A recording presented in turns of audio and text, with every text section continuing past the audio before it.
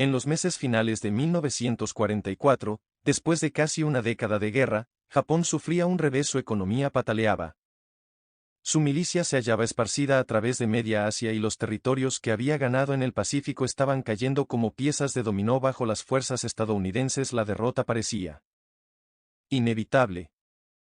El 26 de diciembre de 1944, el teniente segundo Hiroo Enoude, del ejército imperial japonés, fue enviado a la pequeña isla de Lubang, en las Filipinas. Sus órdenes consistían en retrasar el avance de Estados Unidos tanto como fuera posible. Enfrentarlos, luchar a cualquier costo y jamás rendirse. Él y su comandante sabían que, en esencia, era una misión suicida. En febrero de 1945, los estadounidenses alcanzaron Lubang y tomaron la isla con una fuerza abrumadora. En cuestión de días, la mayoría de los soldados japoneses se había rendido o había caído. Pero Enoude y 3 de sus hombres lograron esconderse en la jungla. Desde ahí, iniciaron una guerra de guerrillas en contra del ejército norteamericano y la población local. Atacaron líneas de abastecimiento, dispararon contra soldados perdidos e interfirieron las acciones de sus adversarios con cualquier manera que encontraban. Ese agosto, medio año después, Estados Unidos lanzó 2 bombas atómicas en las ciudades de Hiroshima y Nagasaki. Japón se rindió y la guerra más letal en la historia llegó a su dramática conclusión. Sin embargo, miles de soldados japoneses seguían dispersos entre las islas del Pacífico, y muchos, como Enoude, seguían escondidos en la jungla, sin saber que la guerra había terminado. Estos últimos retenes continuaban peleando y saqueando como antes, lo cual representó un verdadero problema para la reconstrucción de Asia Oriental después del conflicto. Los gobiernos coincidieron en que algo debía hacerse. El ejército estadounidense, en conjunto con el gobierno japonés, dejó caer miles de folletos en toda la región del Pacífico, anunciando que la guerra había terminado y que era tiempo de irse a casa, para todos.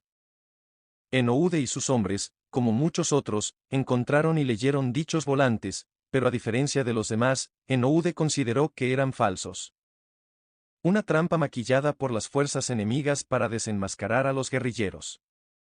El militar japonés quemó los folletos, y él y sus hombres se mantuvieron escondidos, continuando la lucha. Así pasaron 5 años. Los volantes dejaron de ser distribuidos y la mayoría de las Fuerzas Armadas de Estados Unidos hacía tiempo que regresaron a casa. La población local en Lubang intentaba retornar a sus vidas y actividades normales como la pesca y la agricultura. Sin embargo, Hiroo Enoude y sus secuaces aún permanecían ahí, disparándoles a los granjeros, quemando sus cosechas, robando su ganado y asesinando a los locales que se aventuraban en lo profundo de la selva. Entonces, el gobierno filipino imprimió nuevos folletos y los distribuyó por aquella zona selvática. Salgan. La guerra terminó. Ustedes perdieron, decían. Pero dichos volantes también fueron ignorados. En 1952, el gobierno japonés hizo un último esfuerzo para localizar a los últimos soldados que permanecían escondidos en el Pacífico. Esta ocasión, cartas y fotografías de las familias de los combatientes desaparecidos se lanzaron desde el aire, junto con una nota personal del propio emperador. Una vez más, Enoude se rehusó a creer que la información era veraz. De nuevo consideró que el envío era un truco de los estadounidenses. Y por enésima ocasión, él y sus hombres se mantuvieron en posición de combate y continuaron luchando. Así pasaron más años y los pobladores filipinos, hartos de ser aterrorizados, finalmente se armaron y comenzaron a contraatacar. Ya en 1959, uno de los compañeros de Enoude se había rendido y otro más había muerto. Entonces, una década después, el último camarada de Enoude, un hombre llamado Kosuka, fue asesinado por la policía local, durante una balacera, tras quemar campos de arroz. Él aún seguía en guerra con la población local, un cuarto de siglo después del final de la Segunda Guerra Mundial. Enoude, habiendo pasado ya más de la mitad de su vida en la selva de Lubang, se quedó solo. En 1972, la noticia de la muerte de Kosuka llegó a Japón, en donde causó revuelo. Los japoneses pensaban que los últimos soldados habían regresado a casa desde hacía años. Los medios de comunicación nipones empezaron a preguntarse si Kosuka permaneció en Lubang hasta 1972, entonces quizás el mismo Enoude, el último reducto de la Segunda Guerra Mundial, también podría seguir vivo.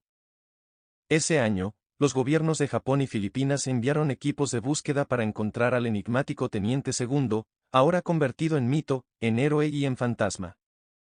No hallaron nada.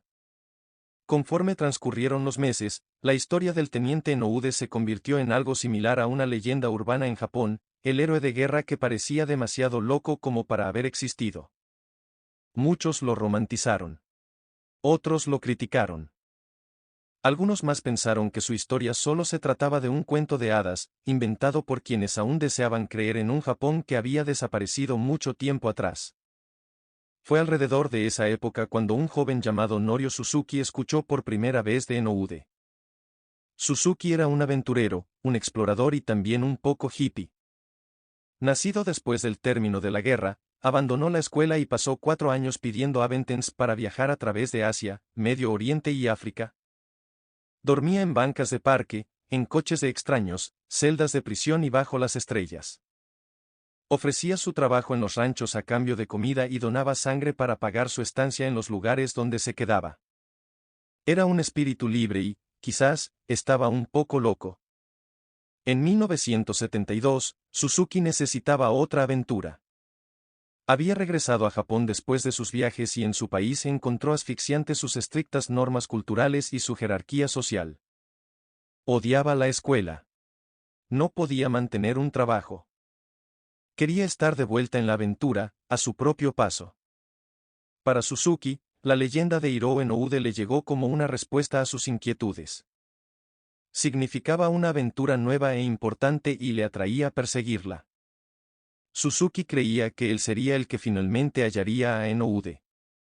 Seguro, muchos equipos de búsqueda, promovidos por los gobiernos de Japón, Filipinas y Estados Unidos, habían fracasado en ese objetivo. Las autoridades policiales del lugar habían barrido la jungla por casi 30 años sin suerte, miles de folletos no consiguieron nada, pero, ¿qué carajos, este vago desertor y hippie sería quien lo encontrara? Desarmado, sin entrenamiento para cualquier forma de reconocimiento o táctica de guerra, o para la lucha armada, Suzuki viajó a Luban y comenzó a deambular solo por la jungla. ¿Su estrategia? Gritar muy fuerte el nombre de Enoude y decirle que el emperador estaba preocupado por él. Lo halló en 4 días. Suzuki permaneció en la selva con Enoude durante una temporada. Para ese momento, el legendario teniente había estado solo más de un año, y luego de encontrarse con Suzuki, agradeció su compañía y manifestó su desesperación por saber qué había ocurrido en el mundo exterior desde una perspectiva japonesa en la que podía confiar. Los dos hombres se convirtieron en algo parecido a ser amigos. Suzuki le preguntó a Enoude por qué había decidido quedarse y continuar la guerra. El soldado lo explicó con sencillez, recibió la orden de nunca rendirse, así que se mantuvo al pie del cañón. Durante casi 30 años simplemente permaneció siguiendo una orden. Entonces, Enoude le preguntó a Suzuki por qué un muchacho hippie, como él, decidió ir a buscarlo. Suzuki contestó que había dejado Japón en búsqueda de 3 cosas, el teniente Enoude, un oso panda y el abominable hombre de las nieves, en ese orden. Ambos hombres habían convergido por las más curiosas circunstancias. 2 aventureros bien intencionados persiguiendo falsas visiones de la gloria, como un Don Quijote y un Sancho Panza de la vida real, reunidos en los húmedos resquicios de una selva filipina. Ambos imaginándose como héroes en su soledad, sin hacer nada. Para ese entonces, Enoude ya había dedicado la mayor parte de su vida a una guerra fantasma. Suzuki también daría la suya. Habiendo encontrado a Hiroo Enoude y al oso panda, murió años después en el Himalaya, aún buscando al abominable hombre de las nieves. Los humanos a veces eligen dedicar grandes porciones de su vida a lo que parecieran causas destructivas o inútiles. En la superficie, dichas causas no tienen sentido. Es difícil imaginar cómo Enoude podía ser feliz en aquella isla durante esos 30 años, viviendo de insectos y roedores, durmiendo en la suciedad y asesinando civiles, década tras década. O por qué Suzuki caminó hacia su propia muerte, sin dinero ni compañía, y sin otro propósito que el de perseguir un yeti imaginario. Sin embargo, en sus últimos años, Enoude dijo que no se arrepentía de nada. Él afirmaba que estaba orgulloso de sus decisiones y del tiempo que había pasado en Lubán. Señalaba que había sido un honor dedicar gran parte de su vida al servicio de un imperio inexistente. De haber sobrevivido, Suzuki probablemente habría señalado algo similar, que estaba haciendo exactamente lo que el destino le dictaba, que no se arrepentía de nada. Estos dos hombres escogieron como querían sufrir. Hiroo Enoude eligió sufrir por lealtad a un imperio muerto. Suzuki decidió sufrir por la aventura, independientemente de lo desaconsejable de sus actos. Para ambos, su sufrimiento significó algo, cumplía una causa mayor. Justamente porque significaba algo, fueron capaces de soportarlo, o quizás, incluso, de disfrutarlo. Si el sufrimiento es inevitable, si nuestros problemas en la vida son ineludibles, entonces la pregunta que nos deberíamos plantear no es, ¿cómo dejo de sufrir?, sino, ¿por qué estoy sufriendo? ¿Con qué propósito? Hiroo Enoude regresó a Japón en 1974 y ahí se convirtió en una celebridad. Lo llevaban de entrevistas de televisión a las de radio, los políticos ansiaban estrechar su mano, incluso publicó un libro y el gobierno le ofreció una gran suma de dinero. Pero lo que encontró al regresar a su patria lo horrorizó. Una cultura consumista, capitalista y superficial que había perdido todas las tradiciones de honor y sacrificio sobre las que su generación fue criada. Enoude trató de utilizar su súbita fama para restablecer los valores del viejo Japón, pero ya no comprendía a la nueva sociedad. Era visto más como una obra maestra que como un pensador cultural serio, un hombre japonés que emergió de una cápsula del tiempo para maravilla de todos, igual que una reliquia en un museo. Y en la ironía de las ironías, Enoude se deprimió más de lo que jamás había experimentado durante todos los años que vivió en la selva. Al menos en este sitio hostil su vida había valido algo, había significado algo, esto hacía que su sufrimiento fuera soportable, incluso ligeramente deseable. Pero de vuelta en Japón, en lo que ahora consideraba él una nación vana, llena de hippies y mujeres libertinas vestidas al estilo occidental, se enfrentó a una verdad inevitable. Que su lucha no había valido para nada. El Japón por el que había vivido y combatido, ya no existía. El peso de esta comprensión lo atravesó como ninguna bala jamás pudo hacerlo. Porque su sufrimiento no había significado nada, de pronto se dio cuenta de la verdad, había desperdiciado 30 años. Tanto le afectó a Enoude lo anterior, que recogió sus cosas y se mudó a Brasil, donde permaneció hasta su muerte. La cebolla de la autoconciencia. La conciencia de uno mismo es como una cebolla. Posee múltiples capas y mientras más las peles, hay más probabilidades de que comiences a llorar en momentos inapropiados. Digamos que la primera capa de la cebolla de la autoconciencia es una simple comprensión de las propias emociones. En este momento me siento feliz. Esto me pone triste. Esto me da alegría. Por desgracia, existen muchas personas que son malísimas para ser conscientes de sí mismas en el nivel más básico. Lo sé porque soy una de ellas. Mi esposa y yo a veces mantenemos una divertida conversación que va más o menos así. Ella. ¿Te sucede algo malo? Yo. No, todo está bien. No ocurre nada. Ella. No, algo está mal. Cuéntame. Yo. Estoy bien, en serio. Ella. ¿Seguro? Pareces irritado. Yo. ¿En serio? No, estoy bien, en serio. Yo. Y por eso estoy tan encabronado, él simplemente actúa como si yo no existiera la mitad del tiempo. Todos tenemos puntos ciegos emocionales. A menudo tienen que ver con las emociones que nos enseñaron que eran inapropiadas cuando estábamos creciendo.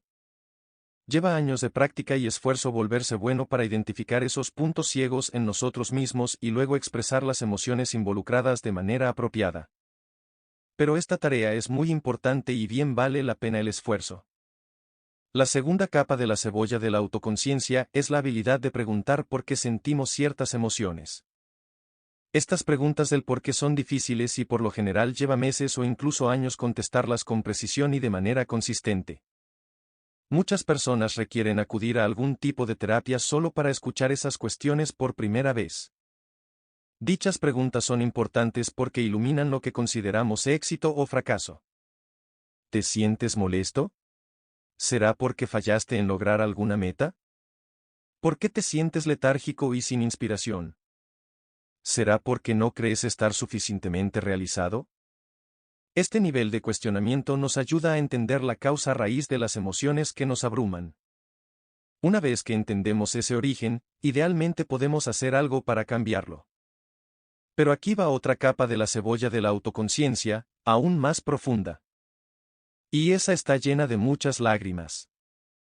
La tercera capa son nuestros valores personales.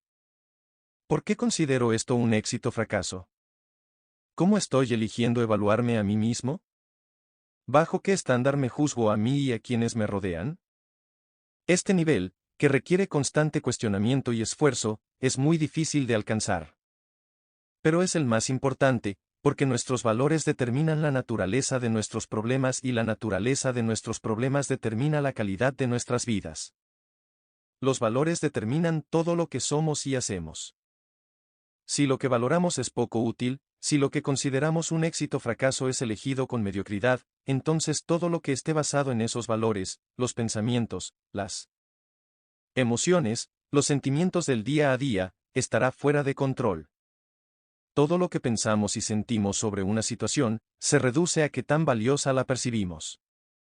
La mayoría de las personas son malísimas para contestar con precisión estas preguntas de por qué y esto les impide alcanzar un conocimiento más profundo sobre sus propios valores. Cierto, dirán que valoran la honestidad y a un amigo verdadero, pero luego dan la vuelta y mienten sobre uno a sus espaldas para sentirse mejor con sí mismos. Pero cuando se preguntan por qué se sienten solos, tienden a encontrar formas de culpar a otros, todos los demás son malos o nadie es tan cool o inteligente como para comprenderlos. Y así continúan evadiendo su problema en lugar de esforzarse por resolverlo. Para mucha gente, esto significa la conciencia de sí misma. Sin embargo, si fueran capaces de mirar con más profundidad sus valores subyacentes, verían que su análisis original se basaba en evadir la responsabilidad de su propio problema, más que identificar con precisión ese mismo problema. Notarán que sus decisiones estaban basadas en perseguir un bienestar efímero, no en generar verdadera felicidad. Muchos gurús de la autoayuda también ignoran este nivel de la autoconciencia. Seleccionan gente que se siente miserable porque quiere ser millonaria y luego le dan toda clase de consejos sobre cómo hacer más dinero. Ignorando todo ese tiempo las preguntas importantes acerca de los valores de dichas personas, para empezar, ¿por qué sientes esta gran necesidad de ser millonario? ¿Cómo pretenden medir su nivel de éxito o fracaso? ¿No será, acaso, que algún valor en particular es el origen de su infelicidad y no el hecho de que aún no están conduciendo un Bentley? Muchos consejos que rondan allá afuera operan en un nivel superficial, el de sencillamente tratar de hacer a la gente sentirse bien en el corto plazo, mientras los verdaderos problemas a largo plazo nunca se resuelven. Las percepciones de las personas y los sentimientos pueden cambiar, pero los valores subyacentes y los parámetros bajo los que estos son evaluados se mantienen igual. No hay un progreso real. Esta es solo otra forma de sentirse bien temporalmente. El autocuestionamiento honesto es difícil de lograr. Requiere que nos formulemos simples preguntas incómodas de contestar. De hecho, en mi experiencia, mientras más incómoda es la respuesta, más se acercará a ser verdadera. Tómate un momento y piensa en algo que en realidad te esté molestando. Ahora pregúntate por qué te molesta. Seguramente la respuesta involucrará un fracaso de algún tipo. Entonces considera este fracaso y pregúntate por qué te parece cierto. ¿Qué tal que ese fracaso en realidad no era un fracaso? ¿Qué tal? ¿Qué lo has estado viendo desde la perspectiva equivocada? Un ejemplo reciente, de mi propia vida. Me molesta que mi hermano no conteste mis mensajes de texto o de correo. ¿Por qué? Porque me hace sentir como si le importara un carajo. ¿Por qué te parece cierto esto? Porque si él quisiera mantener una relación conmigo, tomaría 10 segundos de su día para interactuar conmigo. ¿Por qué su falta de relación contigo te parece un fracaso? Porque somos hermanos, se supone que deberíamos tener una buena relación. Aquí hay dos cosas que operan, un valor que me es importante y un parámetro que uso para evaluar el progreso respecto de ese valor.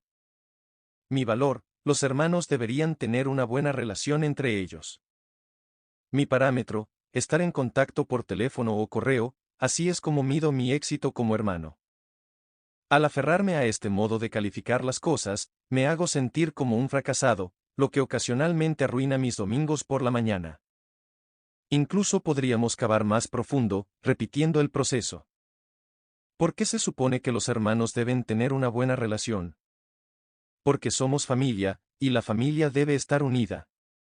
¿Por qué te parece cierto esto? Porque tu familia debería importarte más que nadie.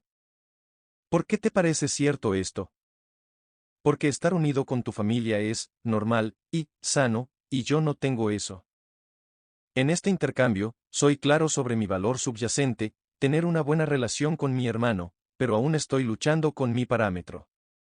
Le daré otro nombre, unidad, pero la forma de medir en realidad no ha cambiado. Sigo juzgándome como hermano con base en la frecuencia de mi contacto, y comparándome, usando ese parámetro, con otras personas que conozco. Todos los demás mantienen una relación muy unida con los miembros de sus familias y yo no. Así que, obviamente, debe haber algo mal en mí. Pero ¿qué tal que estoy utilizando un parámetro mediocre para mí mismo y para mi vida? ¿Qué más podría ser cierto? Bueno, quizá no necesito estar unido con mi hermano para tener una buena relación, una que yo valore. Quizás solo debe existir un respeto mutuo. O quizá la confianza recíproca es lo que hay que buscar. Quizás estos parámetros serían mejores evaluaciones de la fraternidad, más que el número de mensajes de texto que intercambiemos. Lo anterior tiene mucho sentido, a mí me parece cierto. Pero aún duele que mi hermano y yo no seamos unidos. Y no existe una forma positiva de darle la vuelta. No hay una manera secreta de glorificarme a través de este conocimiento. A veces, los hermanos, incluso los que se quieren, no tienen relaciones cercanas, y está bien. Es difícil aceptarlo al principio, pero está bien. Lo que es objetivamente cierto sobre tu situación no es tan importante como la manera en que la percibes, como el modo en que decides medirla y valorarla. Los problemas serán inevitables, pero el significado de cada problema no lo es. Nosotros podemos controlar lo que nuestros problemas significan basándonos en cómo decidimos pensar en ellos, el estándar bajo el que elegimos medirlos. Problemas de estrella de rock. En 1983, un talentoso y joven guitarrista fue echado de su banda de la peor manera posible. El grupo había logrado cerrar recientemente un contrato con un sello musical y estaba por grabar su primer álbum. Pero un par de días antes del inicio de las grabaciones, la agrupación le mostró la puerta al guitarrista, sin advertencia, sin discusiones, sin dramas. Literalmente lo despertaron un día con el boleto de autobús de regreso a casa. Durante su trayecto de Nueva York a Los Ángeles, el guitarrista se preguntaba a sí mismo, ¿cómo sucedió esto? ¿Qué hice mal? ¿Qué haré ahora? Los contratos para un disco no caen exactamente del cielo, en especial para las bandas metaleras estridentes que recién comienzan. ¿Había perdido su única oportunidad? Para cuando el autobús llegó a Los Ángeles, el músico despedido había superado su autocompasión y se juró iniciar un nuevo grupo. Decidió que este sería tan exitoso, que sus viejos compañeros se arrepentirían por siempre de haberlo corrido. Se volvería tan famoso que estarían condenados por décadas a verlo en televisión, escucharlo en la radio, mirarlo en espectaculares por las calles y en revistas especializadas. Acabarían sus vidas como dependientes en alguna cadena de comida rápida, llenando camionetas con su mediocre equipo. Se pondrían gordos y borrachos, tendrían esposas horribles mientras él estaría rockeando en conciertos en vivo, en estadios repletos de gente, transmitidos por televisión. Se bañaría en el llanto de sus traidores, le secaría cada lágrima con billetes nuevecitos y crujientes de $100. Y así, el guitarrista trabajó como si hubiera sido poseído por un demonio musical. Dedicó meses a reclutar a los mejores músicos que pudo encontrar, mucho mejores que sus antiguos colegas. Escribió docenas de canciones y practicaba con religiosidad. Su ira hirviente avivaba su ambición, la venganza se convirtió en su musa. En el transcurso de algunos años, su nueva agrupación logró cerrar un contrato y 12 meses después su primer álbum alcanzó el oro. El nombre de este guitarrista es Dave Mustaine y el grupo que formó fue la legendaria banda de heavy metal Megadeth, la cual lograría vender más de 25 millones de álbumes y realizaría varias giras mundiales. Mustaine es hoy considerado como uno de los músicos más brillantes e influyentes en la historia de la música de ese género. Desafortunadamente, la banda de la que lo echaron se llama Metallica, que ha vendido más de 180 millones de álbumes en el orbe. Dicha agrupación es considerada por muchos como una de las bandas de rock más grandes de todos los tiempos. Por esa razón, en 2003, en una rara e íntima entrevista, un Mustaine con ojos acuosos admitió que no podía evitarlo, seguía considerándose a sí mismo como un fracaso. A pesar de todo lo que logró, en su mente siempre sería el chico al que votaron de Metallica. Somos monos. Nos creemos muy sofisticados con nuestros hornos tostadores y zapatos de diseñador, pero solo somos un grupo de monos finamente vestidos. Y porque somos monos, de manera instintiva nos medimos a nosotros mismos contra otros y vivimos para el estatus. La cuestión no es si nos evaluamos contra otros, en realidad, la pregunta es, ¿bajo qué estándar nos medimos a nosotros mismos? Dave Mustaine, tanto si se dio cuenta o no, eligió evaluarse bajo la perspectiva de si era o no más exitoso y popular que Metallica. La experiencia de ser votado de su antigua banda resultó tan dolorosa para el que adoptó el éxito relativo a Metallica como el parámetro bajo el cual evaluarse él y su carrera musical. A pesar de retomar un evento horrible en su vida y sacarle algo positivo, como hizo Mustaine con Megadeth, su elección de aferrarse al éxito de Metallica como el parámetro sobre el cual definir su vida continuó lastimándolo décadas después. A pesar de todo el dinero que ha conseguido, todas las admiradoras y todos los elogios, él aún se consideró un fracaso.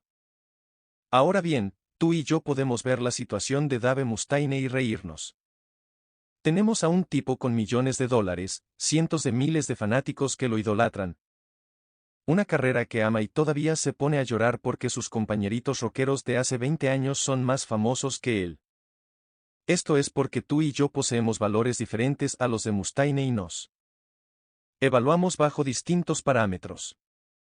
Nuestras medidas son probablemente más del tipo, no quiero trabajar para un jefe que odio, o me gustaría ganar suficiente dinero para enviar a mi hijo a una buena escuela, o sería feliz si no tuviera que dormir en las calles. Y bajo estos parámetros, Mustaine es salvajemente, inimaginablemente, exitoso. Pero bajo sus criterios, ser más popular y exitoso que Metallica, él es un fracaso. Nuestros valores determinan los parámetros bajo los cuales nos evaluamos a nosotros y a los demás. El valor de lealtad de Enoude al imperio japonés es lo que lo mantuvo con vida en Lubán por casi 30 años, pero este mismo valor es asimismo lo que lo hizo miserable a su regreso a Japón. El parámetro de Mustaine de ser mejor que Metallica de seguro le ayudó a iniciar una carrera musical increíblemente exitosa, pero esa misma métrica lo torturó más tarde, a pesar de su éxito. Si quieres cambiar la forma en la que percibes tus problemas, tienes que modificar lo que valoras y o cómo mides ese éxito o fracaso. Como ejemplo, veamos otro músico que también fue echado de otra banda. Su historia extrañamente hace eco con la de Dave Mustaine, aunque esta sucedió 2 décadas antes. Era 1962 y había mucho ruido sobre un grupo emergente de Liverpool, Inglaterra. Dicha agrupación tenía cortes de cabello graciosos y un nombre aún más simpático, pero su propuesta musical era innegablemente buena y la industria de la música por fin se daba cuenta de ello. Lo integraban John, el cantante principal y compositor, Paul, el bajista romántico con cara de niño, y George, el guitarrista rebelde. Luego se les unió el baterista. Él estaba considerado como el más guapo del grupo, todas las niñas se volvían locas por él y su rostro fue el primero que empezó a aparecer en las revistas. Él también era el miembro más profesional del grupo. No le entraba a las drogas. Tenía una novia seria. Incluso gente bien, de esa de traje y corbata, creía que él debía ser la cara de la banda, no John o Paul. Su nombre era Pete Best. Y en 1962, después de lograr su primer contrato de grabación, los otros 3 miembros de los Beatles silenciosamente se reunieron y le pidieron a su representante, Brian Epstein, que lo despidiera. Epstein sufrió con la decisión, Pete le caía bien, así que la fue aplazando, con la esperanza de que los otros 3 chicos cambiaran de opinión.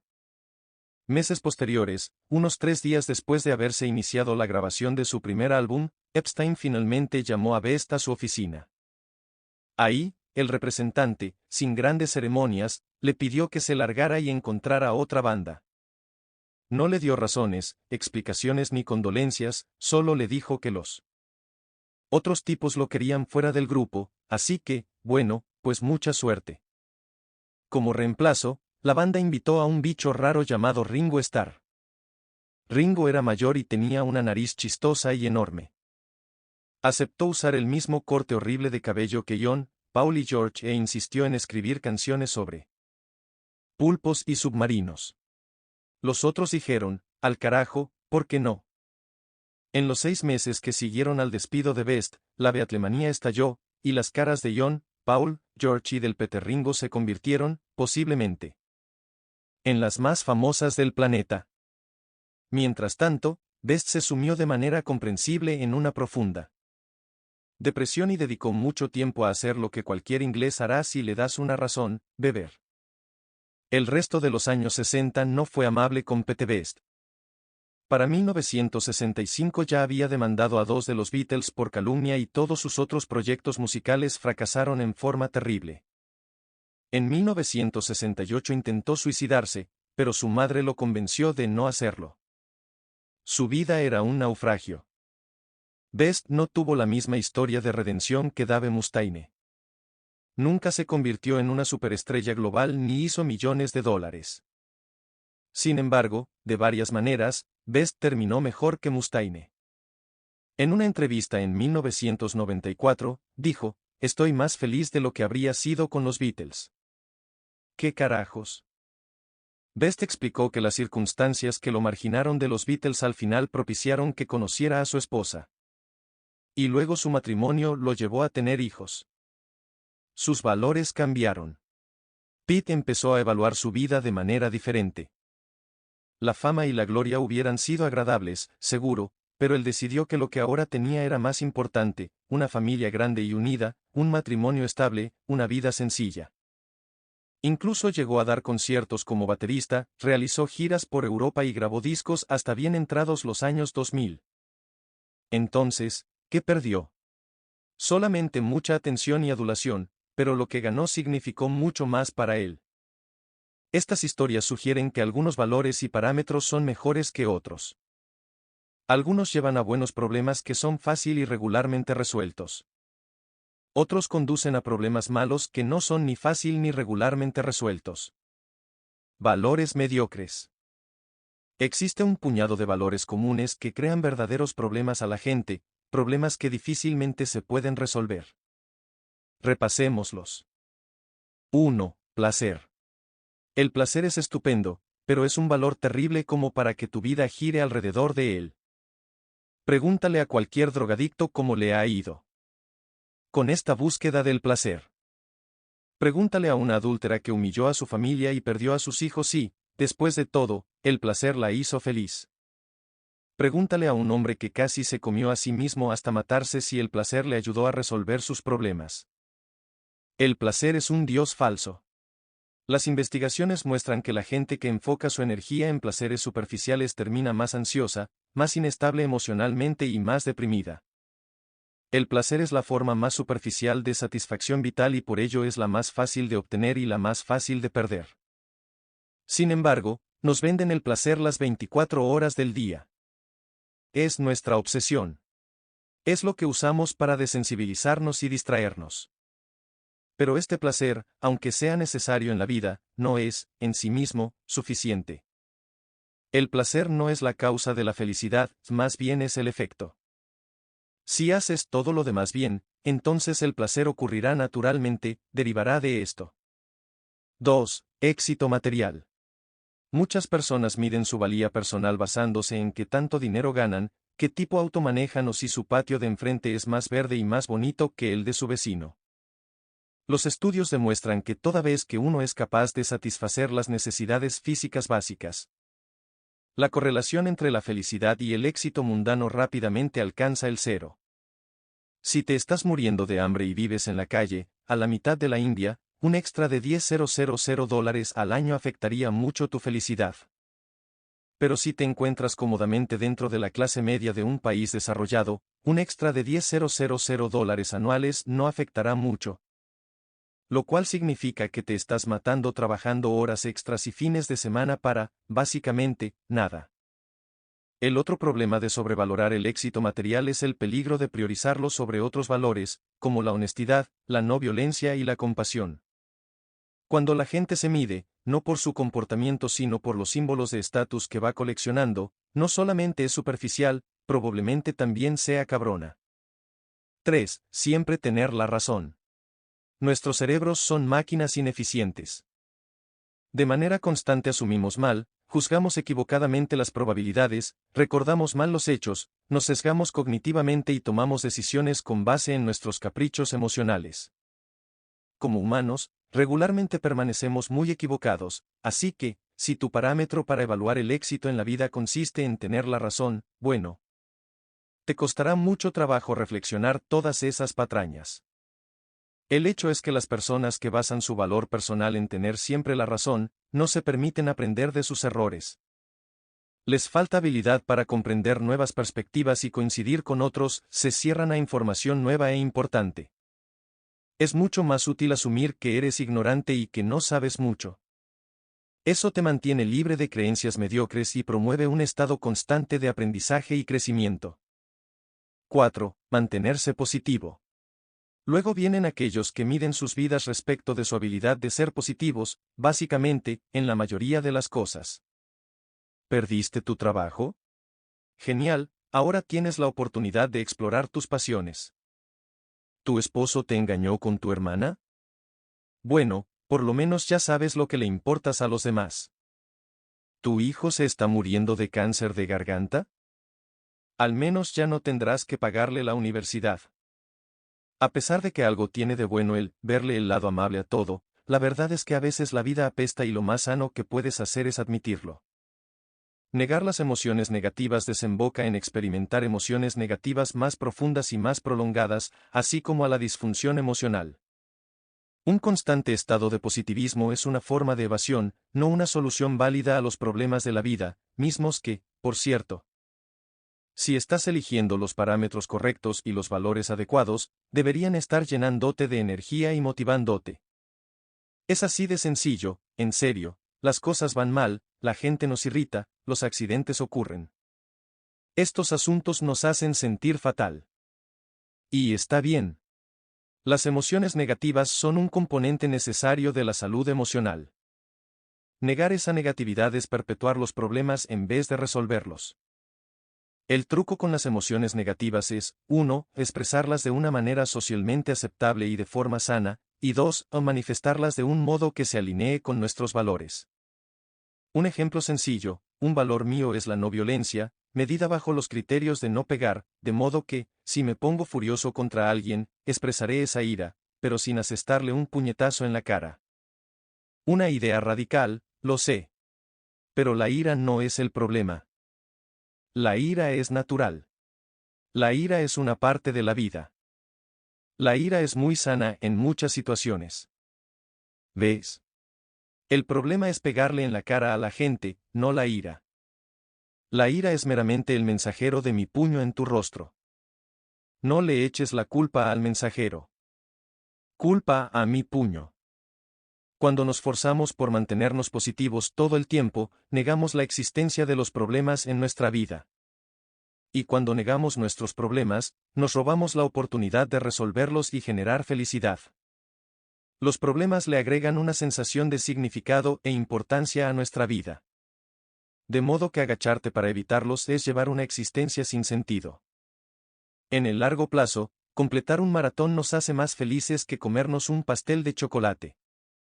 Criar un niño nos hace más felices que ganar un videojuego. Empezar un pequeño negocio con amigos y sufrir por llegar a la quincena nos hace más felices que comprar una nueva computadora. Estas actividades son estresantes, arduas y, a veces, desagradables. También requieren ir capoteando problema tras problema, sin embargo, son algunos de los momentos más significativos y de las cosas más dichosas que haremos. Involucran dolor, lucha, incluso enojo y desesperación, pero una vez que las hemos logrado, todos pensaremos en ellas con los ojos llenos de lágrimas mientras se las contamos a nuestros nietos. Como Freud dijo alguna vez, algún día, en retrospectiva, los años de esfuerzo te parecerán los más hermosos. Por ello, estos valores, el placer, el éxito material, siempre estar en lo correcto, mantenerse positivo, son ideales mediocres para la vida de una persona. Algunos de los mejores momentos en nuestra vida no son placenteros, no son exitosos, no son reconocidos y no son positivos.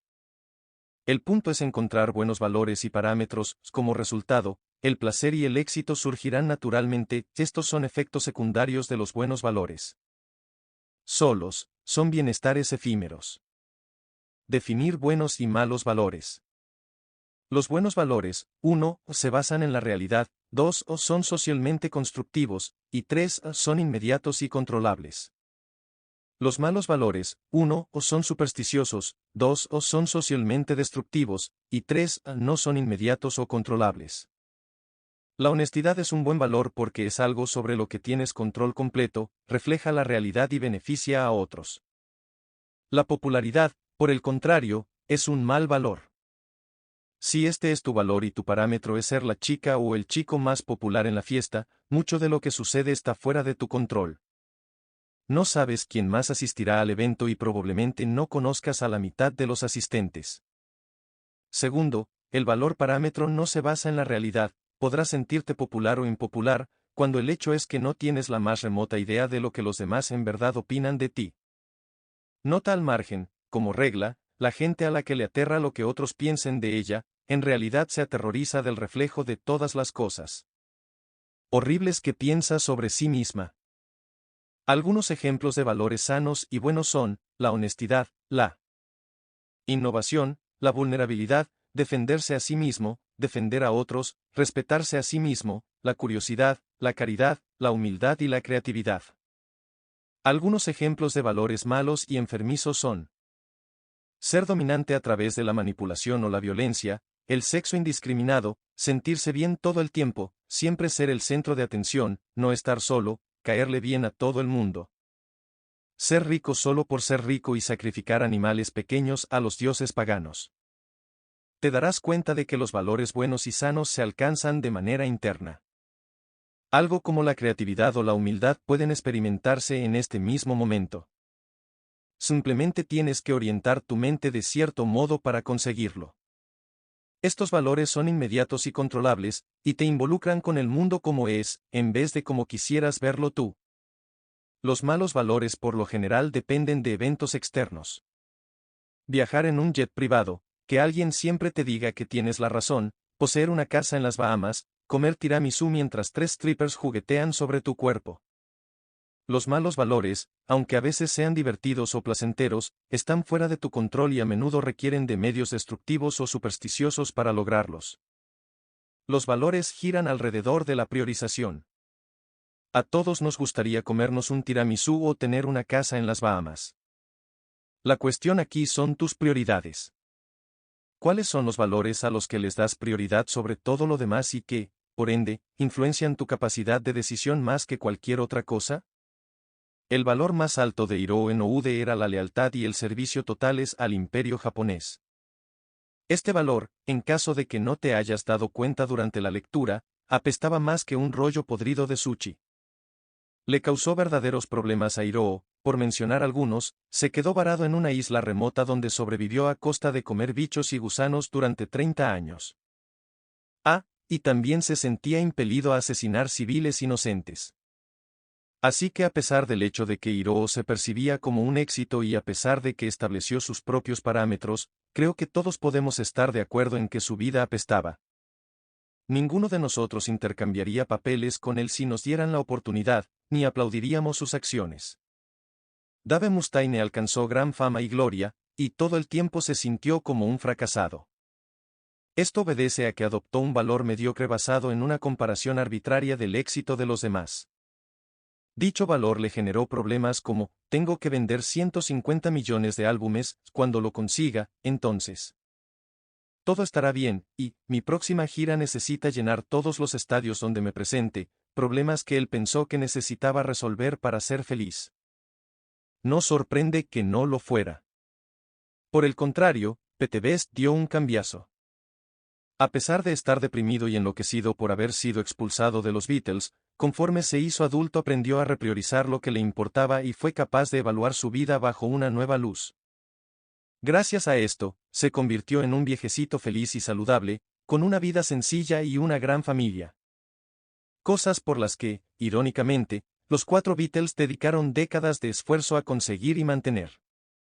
Cuando tenemos valores mediocres, es decir, estándares mediocres que nos establecemos a nosotros y a los demás, esencialmente le otorgamos importancia a las cosas que no lo valen, a las cosas que, de hecho, empeoran nuestra vida.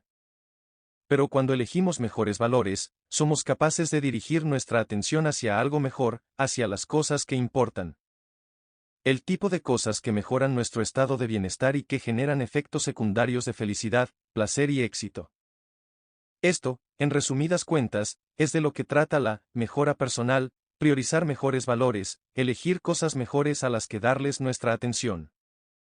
Porque cuando lo haces, tienes mejores problemas. Y cuando tienes mejores problemas, tienes una mejor vida.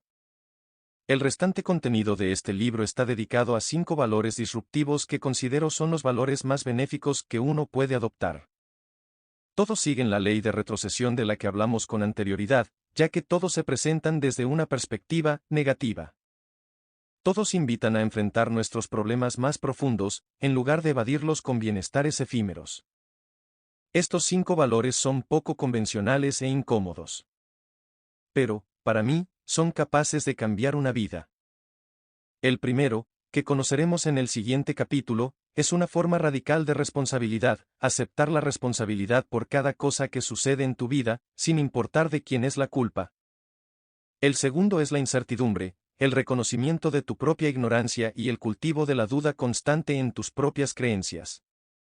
El siguiente es el fracaso, la disposición de descubrir tus propias fallas y errores de modo que puedan ser mejorados. El cuarto valor es el rechazo, la habilidad de escuchar y de decir no, de manera que definas con claridad lo que aceptarás y lo que rechazarás en tu vida. El valor final es la contemplación de la propia mortalidad. Este es crucial, porque mantener una atención constante sobre la propia muerte es quizá la única cosa capaz de ayudarnos a mantener nuestros otros valores en la perspectiva apropiada.